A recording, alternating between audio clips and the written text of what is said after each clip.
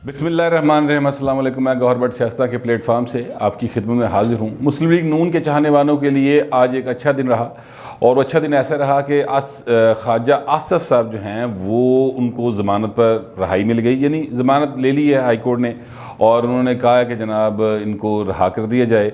अब ज़ाहिर है जो मुचलके वगैरह जमा होंगे तो फिर ख्वाजा आसफ साहब बाहर आ जाएंगे। ख्वाजा आसफ साहब जो हैं वो नवाज शरीफ के बचपन दे यार ने, यानी ये कहना चाहिए अगर मैं कहूँ कि वो अंडरवियर फ्रेंड हैं, लंगोटी हैं, तो कोई गलत बात नहीं होगी। ख्वाजा आसफ साहब ने बड़ी मुशर्रफ दौर में भी पी काटी थी और उनको गिरफ़्तार किया गया था, लेकिन तब भी वो अपने दोस्त और कायद के साथ खड़े रहे।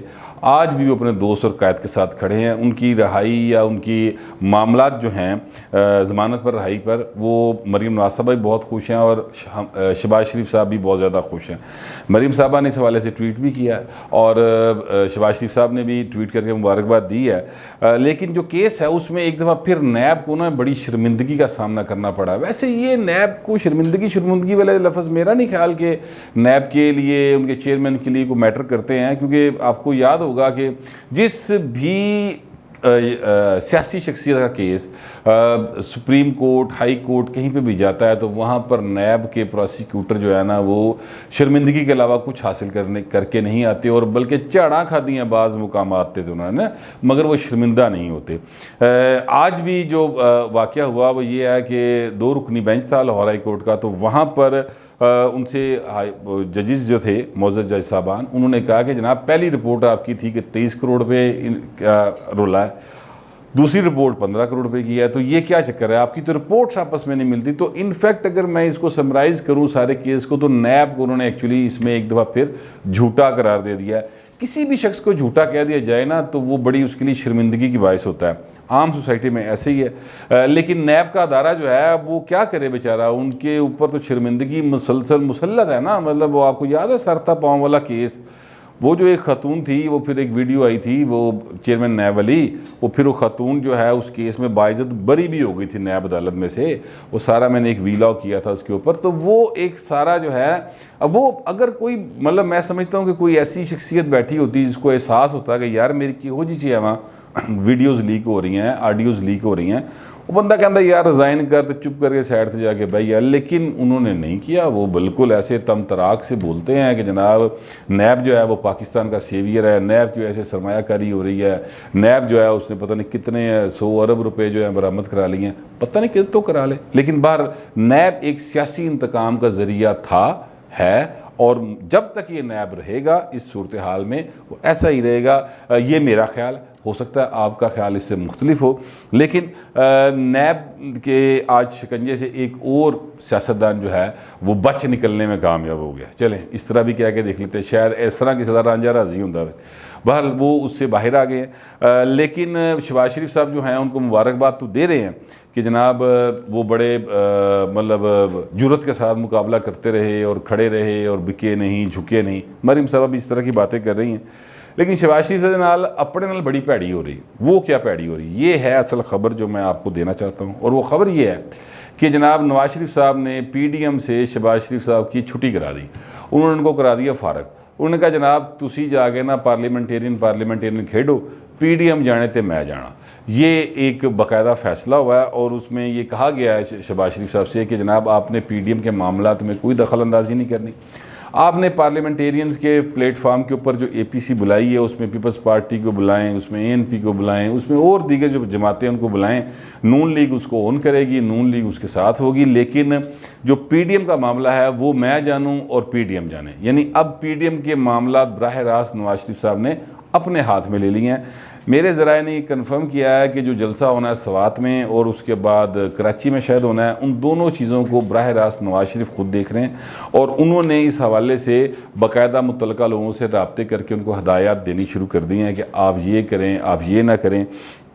अब शहबाज शरीफ साहब जो हैं वो इसमें बड़े मतलब ईजी फील करते हैं, इसलिए कि वो चूँकि मुस्लिम लीग नून के सदर हैं और अपोजिशन लीडर हैं कौमी असम्बली के अंदर, तो लिहाजा उनका एक राब्ता जो है वो पीपल्स पार्टी के साथ, ANP के साथ, दूसरी जमातों के साथ जो है वो बड़ा एक आसान हो गया कि अब उन्हें PDM के प्लेटफॉर्म पर बैठ के वो मौक़िफ़ इख्तियार करने की ज़रूरत नहीं पड़ेगी जो कि मरीम नवाज़ साहबा का मौक़िफ़ है, जो मौलाना फजल रहमान का मौक़िफ़ है।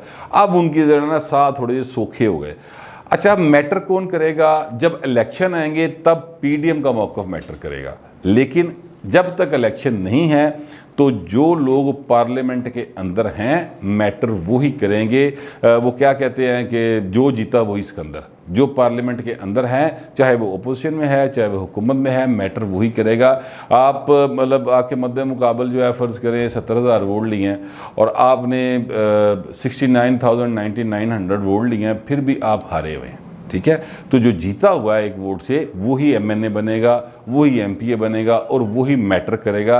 अगर कोई ये समझता है कि जो बाहर बैठे हुए हैं वो पॉपुलर हो गए हैं तो वो मैटर करेंगे, ऐसा नहीं होगा और ऐसा नहीं होता। लिहाजा ये बात जो मैं आपसे कह रहा हूँ, ये जो है ना अपना शहबाज शरीफ साहब, उन्होंने भी थोड़ा सा सोखा जो है, लेकिन ऑन द अदर हैंड ये उनके लिए एक थोड़ी सी सुबकी की बात भी है कि वो मुस्लिम लीग नून के सदर हैं और नून लीग जो है वो PDM का पार्ट एंड पार्सल है और वहाँ पर उनकी एंट्री बैन है। मतलब एंट्री बैन से मेरी मुराद है कि बड़े भाई ने कहा कि काका इधर नहीं आना। ये एक सूरत हाल बनी हुई है और मौलाना फजल रहमान जो हैं उन्होंने भी APC में शिरकत से माजरत कर ली बाकायदा तौर पर। उन्होंने मौलाना जो शहबाज शरीफ साहब हैं उनसे कहा कि जनाब पीपल्स पार्टी जो है वो आप उसको बुला रहे हैं, ANP को आप बुला रहे हैं, दोनों जमातों ने मुझसे माजरत नहीं की। ਹੁਣ मौलाना पता नहीं किस चक्कर ही चक्कर आजम बने हैं, मैंने तो वो भाई की समझ नहीं आती वो किहड़े पासों खेड रहा कि मौलाना साहब कह रहे हैं कि माजरत करें। मौलाना साहब से बंदा पूछे किहड़ी गल दी पीपल्स पार्टी या ANP माजरत करे। मौलाना साहब के रिमार्क्स जो हैं वो बड़े ख़तरनाक थे। उन्होंने जो ज़ुबान इस्तेमाल की थी वो ब्लो दी बेल्ट थी। उन्होंने कहा था कि इन्होंने किसी के बाप को अपना बाप बना लिया। ये बहुत बड़ी एक गाली होती है बाकायदा तौर पर, लेकिन फिर भी मौलाना साहब ये बार बार कह रहे हैं कि नहीं पीपल्स पार्टी और ANP माजरत करे। तो पीपल्स पार्टी वाले कहते हैं कि जाओ उसी तो नहीं करनी, तुसी करो माजरत। लिहाजा वो मामला वहाँ पर ख़त्म हो गया। अब मौलाना साहब ने कहा कि जनाब आप जो APC करा रहे हैं शहबाज शरीफ साहब, उसमें मैंने कोई नहीं आना, उसमें आएंगे मौलाना अब्दुल गफूर हैदरी साहब, वो पार्लियामेंटेरियन हैं, उनको मैंने चार्ज दे दिया, वो खुद आ जाएँ अपनी जगह पे किसी और को भेज दें, ये उनका और आपका मसला है, मैं इसमें नहीं पढ़ूँगा। तो अगर हम कुल मिला के देखें सारी बात को तो बात ये बनती है कि ये जो है ना अपना PDM वो एक नॉन पार्लियामेंटेरियन एक फोरम बन के रह गया। वहाँ पर ऐसे लोग उसकी नुमाइंदगी नहीं कर रहे जो पार्लियामेंट में मौजूद हों। यानी मौलाना फजल रहमान पार्लियामेंट में नहीं है, नवाज शरीफ पार्लियामेंट में नहीं है, मरीम नवाज साहबा पार्लियामेंट से आउट हैं। पहले भी खैर कभी नहीं रही, अब अभी तो वो नाहल भी हैं, अभी तो वो आ भी नहीं सकती, लेकिन जब भी वो आना चाहें तो फिर ज़ाहिर है एक लीगल प्रोसेस है, उसको पूरा किया जाएगा, मगर फ़िलहाल वो पार्लियामेंट का हिस्सा नहीं है। इसी तरह से शेरपाव साहब पार्लियामेंट का हिस्सा नहीं है। तो अगर हम देखें तो जो बहुत ज़्यादा वोकल जमातें हैं PDM की, वो उनके जो सरबराहान हैं वो पार्लियामेंटेरियंस नहीं हैं, लिहाजा वो अब नॉन पार्लियामेंटेरियन एक फोरम बन गया है। तो इस तरह से अगर हम गौर करें तो बेसिकली अपोजिशन मज़ीद एक ऐसी डिवीजन का शिकार हो गई है जिससे अवाम जो है वो कन्फ्यूज़ रहेंगे। यानी शहबाज शरीफ साहब इधर बैठे हुए हैं और वो कहेंगे कि जनाब हमें इन औसतदीली लानी है, ठीक है। दूसरी तरफ से मरीम नवाज साहबा PDM के प्लेटफॉर्म से बोल रही होंगी या नवाज शरीफ साहब बोल रहे होंगे कि जनाब जब तक सिलेक्टर और सिलेक्टेड नहीं जाते तब तक कुछ नहीं होगा, और जनाब 2018 के इलेक्शन का हिसाब देना पड़ेगा, और जब तक नया इलेक्शन नहीं होगा, फ्रेश मैंडेट नहीं आएगा, तब तक ये असम्बली किसी काम की नहीं। तो लिहाजा एक कन्फ्यूज सूरत हाल जो है वो बनती चली जा रही है अपोजिशन की जमातों के अंदर। इसमें वैसे वो लोग जो हैं गुफ्तगू की हद तक ही सही वो काफ़ी ज़रा बेहतर रह गए हैं, ख़ासतौर पर पीपल्स पार्टी जो है और ANP जो है कि वो PDM से निकल गए, निकाल दिए गए, या उन्होंने खुद छोड़ दी। 2-4 चीज़ों में बात एक ही है कि वो PDM का पार्ट नहीं है। तो अब उनकी जो सियासत है, उनकी लीडरशिप जो है वो सारी की सारी यकसू है विद इन पार्लियामेंट सियासत के करने में, तो लिहाजा उनके लिए एक आसानी है। जबकि शहबाज शरीफ साहब का मौक़िफ़ और मरीम नवाज़ साहबा का मौक़िफ़ जो है, या नवाज शरीफ का जो मौक़िफ़ है, वो आपस में मुतज़ाद हैं। इसी तरह मौलाना फजल रहमान का मौक़िफ़ और अब्दुल गफूर हैदरी या उनके साहबजादे जो मौलाना असदुर रहमान है, शायद उनका नाम, वो MNA हैं, तो उनका मौक़िफ़ जो है वो भी आपस में मुतज़ाद है।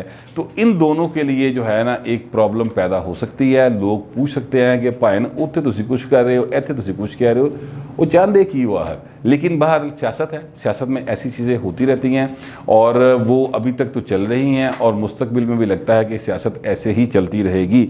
लेकिन इस सारी गेम के अंदर जो अहम तरीन खिलाड़ी इस वक्त पाकिस्तान का, और जिसको कहते हैं कि एक ज़रदारी सब पे भारी, वो लाहौर में बराजमान है। एक छोटी मोटी शख्सियत ने आज उनको पीपल्स पार्टी को ज्वाइन भी किया है। साबक वो IG रहे हैं, ज़फ़र इकबाल लक साहब, उन्होंने ज्वाइन किया है। जबकि एक साबक वज़ीर आला पंजाब के, और वो इस वक्त उनके दर पे बैठे हुए हैं जाके, यानी बिलावल हाउस में वो डेरा लगा रहे हैं और वहाँ पर जाके बैठ रहे हैं और कोशिश कर रहे हैं कि किसी तरह ज़रदारी साहब उनको कोई खैर पादन झोली बुला के पहले बैठे हुए हैं। और ये वो शख्सियत हैं जो पाकिस्तान की तकरीबन तमाम सियासी जमातों में रह चुके हैं। यानी ये ज़िया साहब के साथ थे, ज़ियाउल हक साहब के साथ थे, ये नवाज शरीफ साहब के साथ थे, ये जुनेजो साहब के साथ थे। ये वो शख्सियत है जो बाद में पीपल्स पार्टी के दौर में वज़ीर आला भी रही। फिर यही वो शख्सियत है जो कि पीपल्स पार्टी पंजाब की सदर भी रही, और यही वो शख्सियत है जो तहरीक इंसाफ में भी रही। ये शख्सियत का नाम है मंजूर अहमद वट्टू साहब। ये वट्टू साहब जो हैं, ये वो शख्सियत हैं जो 2013 में जब पंजाब का यानी कौमी असम्बली और पंजाब का आम इंतखाबात हुए तो ये पंजाब के सदर थे, और इन्होंने जो फिर पंजाब पीपल्स पार्टी का झाड़ू फेरिया ना फड़ के, वो अब तक कोई वो मतलब वो जो इन्होंने गंद डाला ना, पीपल्स पार्टी साफ ही करती पंजाब जो फड़ के। वो शख्सियत जो है ना वो दोबारा आसिफ ज़रदारी के दर पे बैठी हुई है, और मैं हैरान हूँ कि आसिफ ज़रदारी साहब फिर उनसे मुलाकात कर रहे हैं। यानी पता नहीं इन दोनों की शायद शख्सियत एक जैसी है, ये दोनों चाहते क्या हैं मिल के। जिस हालत में पीपल्स पार्टी चली गई है उसके बाद भी अगर मेरा तो ख्याल है कि इस शख्सियत के साथ तो मुलाकात भी नहीं करनी चाहिए थी ज़रदारी साहब को, लेकिन वो वहाँ पर बैठे हुए हैं और मुलाकातें भी हो रही हैं। ये अलग बात है कि उनकी मुखालफत बहुत ज़्यादा है, कम अज़ कम बिलावल साहब उनकी बहुत मुखालफत करते हैं, लिहाजा इम्कान कम है कि वो पीपल्स पार्टी में आ जाएंगे या उनको ले लिया जाएगा। लेकिन आसिफ ज़रदारी जो है ना वो कुछ भी कभी भी किसी भी वक्त कर सकते हैं, इसलिए ख़तरा बढ़ गया जैलों को कि ऐ भाई कितने दोबारा ना वापस आ जाए। मंजूर वट्टू साहब की बात करें, लेकिन मैं वापस आऊँगा ये ख्वाजा आसफ़ के टॉपिक के ऊपर। अब बंदा पूछे ख्वाजा आसफ़ को 29 दिसंबर 2020 को गिरफ़्तार किया गया। ख्वाजा आसफ़ साहब को ज़मानत आज मिल रही है 23 जून को, तो इसका मतलब है कि कमोबेश 6 माह वो नैब में रहे। नैब उनके ख़िलाफ़ कोई चीज़ सामने नहीं ला सकी ब्लैक एंड वाइट के अंदर, जिस पर अदालत ने नैब की बिस्ती प्रोग्राम भी किया और उनकी ज़मानत पर रिहाई का हुक्म भी जारी किया। अब वो ख्वाजा आसफ़ साहब जो हैं 70-72 साल का बाबा है, पता नहीं कितनी बीमारियों का शिकार हैं। बल्कि जब वो बीमार थे तो उनकी आंखों का मसला था, तो वो मियो हॉस्पिटल में रहे, और वहाँ पर जो शख्स एक हेल्पर उनकी तीमारदारी पर या उनका ख्याल रखने पर मामूर था, उसने मुझे इनकी काफ़ी सारी बातें बताई हैं। चले वो खैर किसी वक्त बताएंगे, बड़ी मज़े की दिलचस्प वाक़यात हैं वो। लेकिन ख्वाजा आसफ़ साहब का कुल मिला के बात की कि तब भी मोराल जो था वो अप था, वो उस वक़्त भी लो नहीं हुए थे। उनकी तबीयत में ऐसी कोई चीज़ नहीं थी जिसे लगता हो कि वो मायूस है किसी बात के अंदर। वो जो काशिफ ने मुझे सारी बातें बताई उसका लुबे लबाब मैं बता रहा हूँ आपको। तो ख्वाजा आसफ़ साहब जो हैं उनके अब ये 6 महीने वो किससे मांगे जाके, ये हमारे मुल्क का सबसे बड़ा मसला है कि हम बंदा पकड़ लेते हैं, हमारी एजेंसीज़ पकड़ लेती हैं, हमारे कानून नाफज करने वाले अदारे पकड़ लेते हैं, हमारी नैब पकड़ लेती है, FIA पकड़ लेती है। बाद में जब केस आता है तो पता चलता है केस इज्तिहाई कुछ नहीं। तो जहाँ पे फॉल्ट है वहाँ पर किसी हुकूमत ने काम करने की कोशिश नहीं की, कोई ऐसे प्रोसिक्यूटर भर्ती नहीं किए, कोई तफ्तीशी अफसरान जो हैं उनको रिफ्रेशर कोर्सेज नहीं करवाए गए, जिसके नतीजे में सच्चे या झूठे दोनों सूरतों में लोगों की ज़िंदगियां जो हैं वो जेलों और सलाहों के पीछे गुजरती हैं, और फिर ज़ाहिर है कि निज़ाम अदल जो है वो बदनाम हुआ पड़ा है, जिस तरह मुन्नी बदनाम हुई डार्लिंग तेरे लिए। ये वाले हालात जो हैं पाकिस्तान की सियासत के और पाकिस्तान की निज़ामत के और पाकिस्तान के अदारों के हुए हैं। बहरहाल ख्वाजा आसफ साहब के 6 महीने जड़े हैं ना, ये वो 6 महीने हैं 72 साल की उम्र में उस भाई ने गुजारे हैं, जो नवाज शरीफ के साथ या अपनी पार्टी की कमिटमेंट जो भी उनकी कमिटमेंट है उससे आप इख्तलाफ कर सकते हैं, हो सकता है मुझे भी हो, लेकिन ये 6 महीने अपनी ज़िंदगी के उन्होंने अपनी कमिटमेंट पर निछावर कर दिए हैं और नैब को शर्मिंदगी का सामना करना पड़ा, पर वो शर्मिंदा होने वाली आइटम कोई नहीं। जितनी मर्जी बातें कर गुजरे, अदालतें कह के थक गई, नैब वाले ने कोई शर्मिंदगी नहीं होती। ये सारी पॉलिटिकल सूरत हाल थी, तो मैंने सोचा आपके साथ शेयर कर लूँ। फिल वक्त इतना ही, मिलते हैं अगले वीडियो।